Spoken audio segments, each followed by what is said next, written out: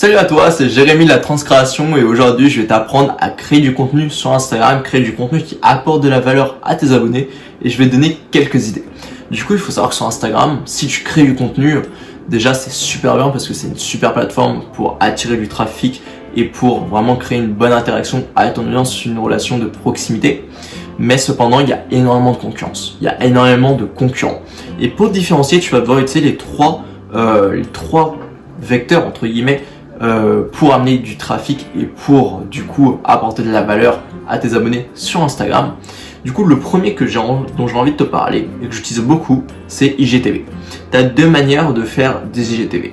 Si tu fais des vidéos YouTube, tout comme moi, ce que tu peux simplement faire, c'est prendre ta vidéo YouTube, tu la mets sur ton téléphone, tu l'uploades du coup sur IGTV, mais ce que tu vas faire un peu de différent, c'est que sur Canva ou un autre logiciel, tu vas créer une miniature pour du coup au format vertical pour IGTV pour que tu aies un beau feed sur Instagram. Tu vas le mettre en miniature de IGTV et ça te permet du coup de repost directement sur Instagram ta vidéo YouTube. Ça peut permettre à tes abonnés qui ne te suivent pas encore sur YouTube de voir un peu qu'est-ce que tu fais et généralement ça va leur donner envie de s'abonner à ta chaîne YouTube pour ne louper aucun de tes contenus. Mais ce que tu peux faire aussi, si tu n'as pas de chaîne YouTube et que tu fais pas de vidéos sur YouTube, c'est faire des vidéos exclusivement pour IGTV. Des fois ça peut intimider au vu du setup, au vu du fait de pas être devant une caméra, mais je te conseille vraiment de le faire. La seule chose que tu as à faire au niveau du setup, c'est prendre ton smartphone, ça suffit largement. Tu le mets en format vertical, soit tu prends un trépied, soit tu essaies de le caler, tu fais un système D, ou tu peux même le tenir, même si c'est pas top. Tu prends tes écouteurs, et moi je tourne encore des IGTV comme ça, là où je pose juste mon téléphone sur trépied, et je mets mes écouteurs dans mes oreilles, et je parle.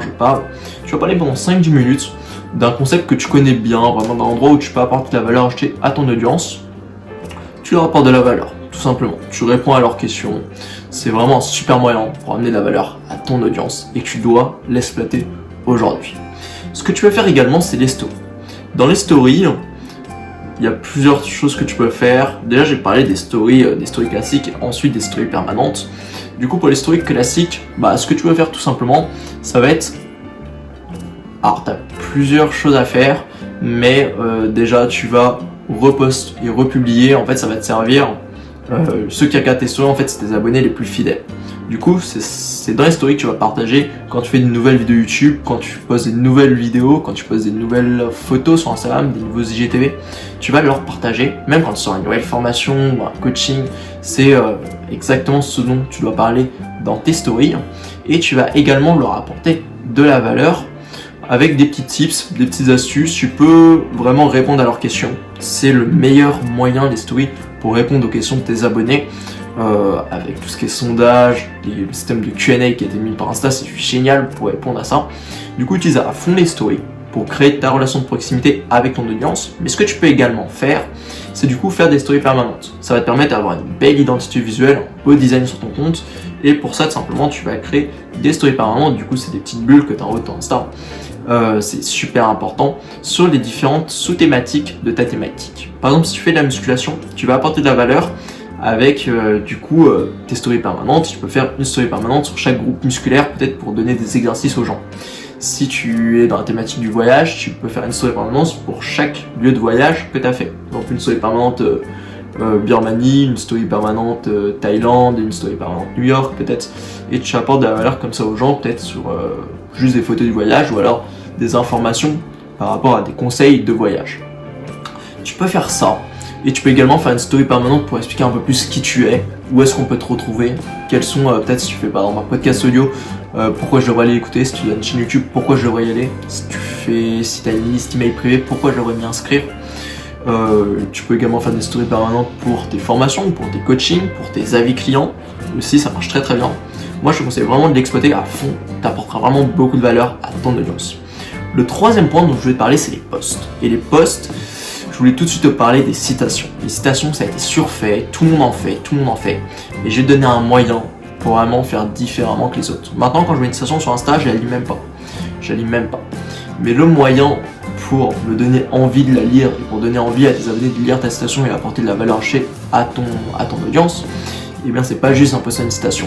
Si là, je te dis, tu es le reflet des 5 personnes que tu connais, que tu fréquentes le plus dans ta vie, franchement, j'imagine que ça résonne pas en toi. J'imagine que ça résonne pas en toi. En tout cas, moi, ça résonne pas en moi si quelqu'un me le poste sur Insta. Mais ce que tu peux faire, ça va être personnaliser la citation. Déjà, en apportant tout un branding, tu peux faire ça sur Canva aussi. Et tu vas apporter toute une identité visuelle à tes citations, en mettant peut-être une photo de toi en dessous de la citation et mettre du coup la citation par-dessus. Peut-être mettre ton logo sur la photo de la citation. Tu peux créer une identité visuelle, mais surtout ce que je te conseille de faire, c'est raconter des histoires dans la description de ta photo, de la photo de la citation. Des histoires, je vais pas te raconter de raconter un roman parce que t'as que 2500 caractères, mais juste raconter des histoires, pourquoi toi ça te parle et pourquoi ça devrait parler aux gens.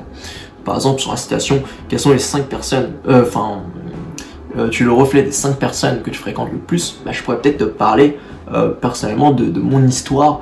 Avant, peut-être j'avais un mauvais entourage qui me poussait pas vers le haut, qui me tirait pas vers le haut plutôt. Et depuis que j'ai changé mon entourage, eh bien j'ai telle vie. J'ai telle réussite, tel succès. Du coup, je pourrais te parler de ça et ça va directement être beaucoup plus interprétable et tu vas avoir plus de facilité en fait pour t'identifier à la citation que si je la mets juste dans le vide. Du coup, je te conseille de faire ça si tu fais des citations. C'est super bien pour faire du post souvent parce que ça prend pas beaucoup de temps les citations. Et ce que tu peux également faire, c'est poster des photos de toi. Parce qu'on est quand même sur Instagram, c'est un média visuel, un média là où il faut faire du beau.